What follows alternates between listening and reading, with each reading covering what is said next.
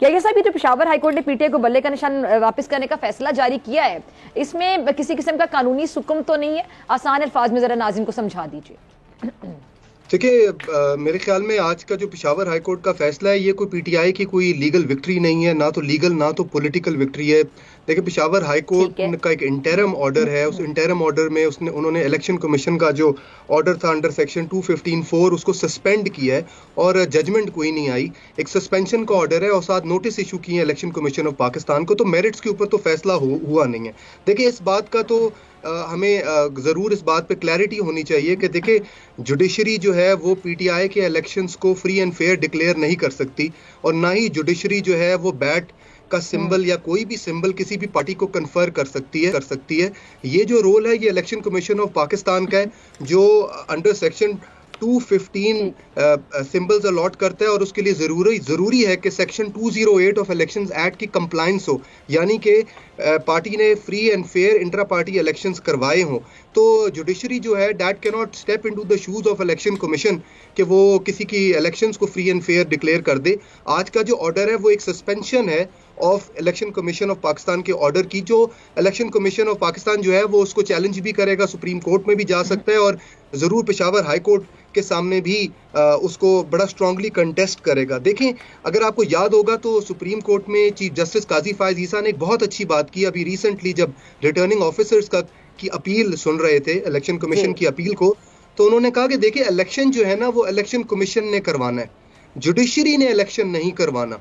ना judiciary election ये करवा सकती है और ना कोई ऐसे फैसले दे सकती है जो इलेक्शन कमीशन के मैंडेट को ले जाए। जिस तरीके से चीफ जस्टिस साहब ने कहा था कि रिटर्निंग ऑफिसर्स की कैरेक्टर को या उनकी बायसनेस को जुडिशरी एवेलुएट नहीं कर सकती, उसी तरीके से मेरे ख्याल में किसी इलेक्शन की ट्रांसपेरेंसी को भी जुडिशरी जो है वो डिसाइड नहीं कर सकती, इलेक्शन कमीशन को ही करना पड़ेगा। और आज का जो पेशावर हाईकोर्ट का फैसला है उसने कहीं से पीटीआई को उसके बैट का सिंबल नहीं दे दिया, ना तो उन्होंने कह दिया है कि आपके जो इलेक्शंस हुए थे वो फ्री एंड फेयर थे।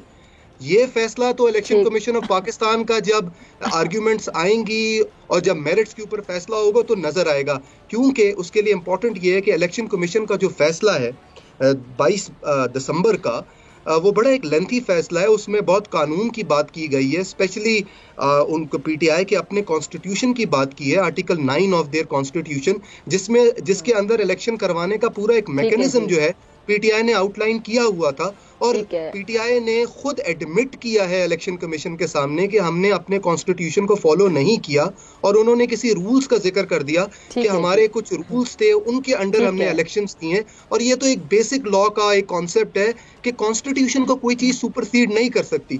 तो मुझे लगता नहीं है कि जुडिशरी जो है वो एक क्लीन चिट दे पाएगी पीटीआई को, जो खुद कह रही है कि हमने इलेक्शन करवाए अपने कॉन्स्टिट्यूशन से बरक्स। तो ये एक बड़ा मुश्किल एक फैसला होगा, और पीटीआई के लिए आज जो है कोई लीगल विक्ट्री नहीं है। आने वाले दिनों में नजर आ जाएगा कि जब तक पीटीआई जो है वो in accordance with law, in accordance with their constitution काम नहीं करेगी, तो यही होता आएगा कि वो बाद में शेम के नारे ही मारेंगे अदालतों के बाहर जाकर। सही एक है ना, मेरे ख्याल याया साहब ने इस पे बात की है, अगर आप चाहते हैं दोबारा उनका कमेंट ले लें। याया साहब, आप मुफ्ती साहब की बात पे कोई कमेंट करना चाहेंगे?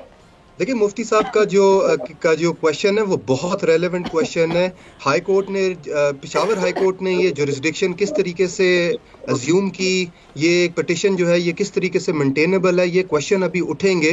बिकॉज टेक्निकली स्पीकिंग तो जो इसका अपील थी, अगर इलेक्शन कमीशन के फैसले के खिलाफ अपील है, वो तो direct supreme court of Pakistan में फाइल होती है अंडर द इलेक्शंस एक्ट 2017। तो पेशावर हाई कोर्ट एक फेडरली कॉन्स्टिट्यूशनल अदारे का एक फैसले को जो है वो उड़ा देता है, और वो भी without even listening to election commission of Pakistan और without even looking into the merits of the order. तो ये सारे सवाल जो है ये उठ खड़े होते हैं, और मुफ्ती साहब का जो कंसर्न है वो बिल्कुल जेन्युइन है। अगर आपको ये वीडियो पसंद आई तो सब्सक्राइब करें और बेल आइकन पर क्लिक करें। सब्सक्राइब करें और बेल दबाएं ताकि कोई खबर रह न जाए।